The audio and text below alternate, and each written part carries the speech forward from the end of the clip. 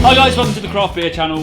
Today is a very silly episode. When we started the sofa sessions as a thing, we never thought about what would happen when it got to the quadruples.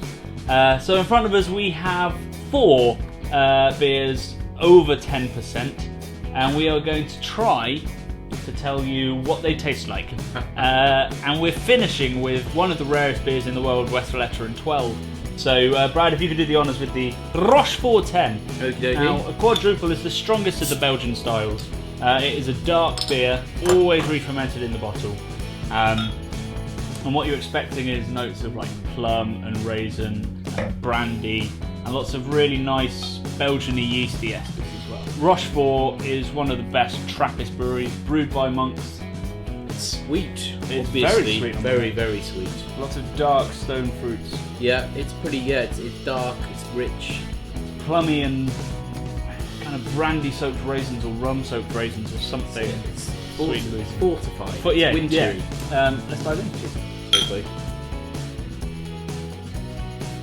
So you get loads of banana, don't you? Yeah. Loads of that kind of almost German Weissbier kind of yeast. And yeah, it's lovely and smooth because of the sugar and because of the body that you'll get from a higher alcohol beer. Every time I have this beer, it's different, depending on how old the beer is, how you stored it, what temperature. So the next one, he hasn't finished his Rochefort. Down it, Straffe Hendrik Quad. Tell me about it, John. Well, it's made in Bruges. Bruges Zot is a very famous beer. They do a blonde and a double, and they also brew the Straffe, which is like their Abbey style. So this is a quad. It's 11%. I've never had it, Okay. so I'm interested to see how it compares. It's a similar strength. It's Spot the difference, Brad.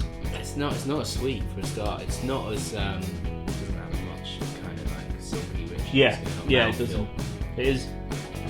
Well, what I really like about it is there's a kind of burnt or salted caramel thing going on. Yeah. It sort of sticks to the roof of your mouth. Yeah. That I really enjoy, but it's not got that estery depth that the Rochefort has. No. It's not got that moorish quality to it.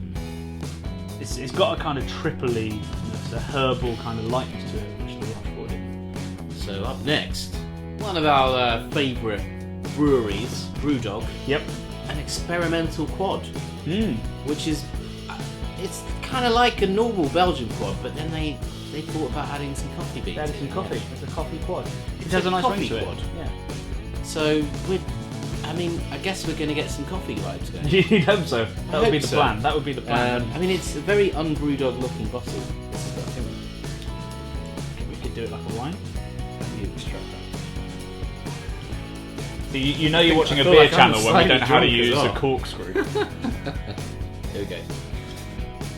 So you sometimes get a coffee edge from quads anyway. Yeah. I mean, it's But yeah, very not apparent as much as that. Wow. it's there. It's actually more. You get that coffee, but you get a load of cocoa as well, like sniffing cocoa powder. Yeah. That's So the overriding thing I get there. Take me back to my childhood slightly. I feel like I'm about to bake a cake. My boozy adolescence. We've drunk too much quads. Wow, I mean, it's so different from the others. It's completely different. I wouldn't even class it as the same kind of style, to be honest. It's way more bitter. Yep, but I think it's like a coffee kind of roasted coffee kind of bitter. It's not a hot bitter. Yeah. But I mean, these are so sweet compared to this. I get that banana thing, but it's like a really green banana. It's not a sweet banana. Too ripe. Yeah. No, Ripe the opposite. enough. Sorry, not ripe enough. Yeah. Yeah, it's quite complex, really, isn't It it? is bizarrely. I didn't think it would be more complex than the Rochefort, but I would say actually it's verging towards confused. Yeah, it's talked itself into a corner in a drunken argument. Yeah. We've all been there. So the time has come for us to crack open a Westvleteren 12. Yeah. Now, actually, the US guys probably had a fairer chance of getting hold of this than we did, because a couple of years ago, Westvleteren needed a new roof on their monastery.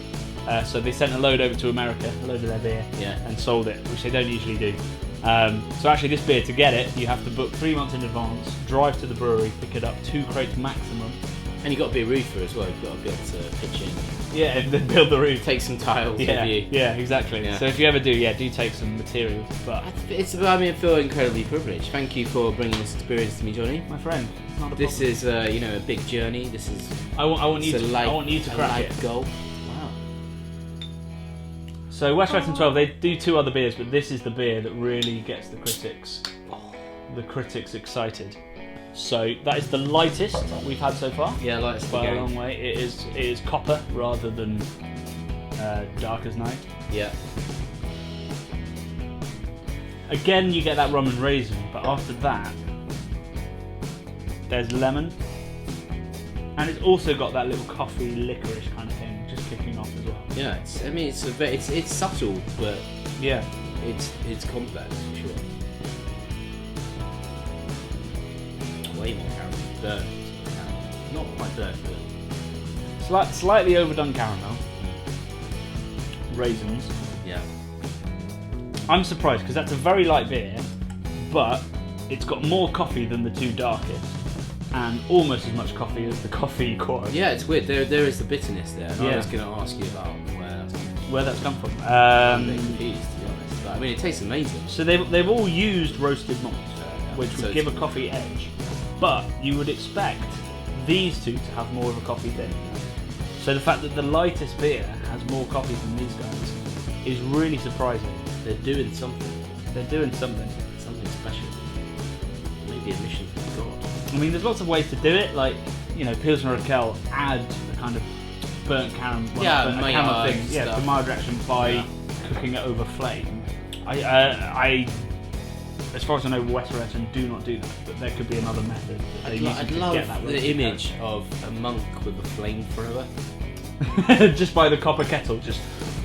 Yeah, maybe, and it's like a crucifix flamethrower, like something out of Dusk Till Dawn.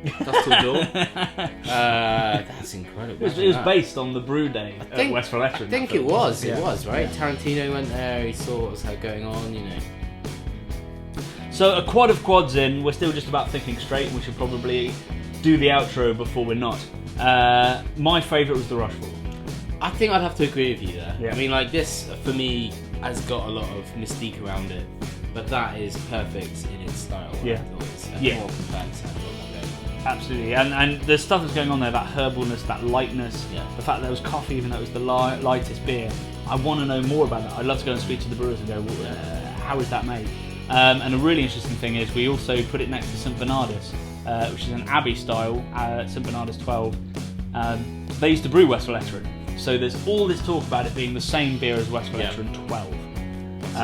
So we've compared those 2 beers to get to the very root of it and work out, are they the same beer? Debunking a That- possible myth, or like proving. It's true. Yeah. So do watch that. That's coming up in a couple of weeks. But as far as I'm concerned, if you can get hold of this, great. But the Rochefort's better.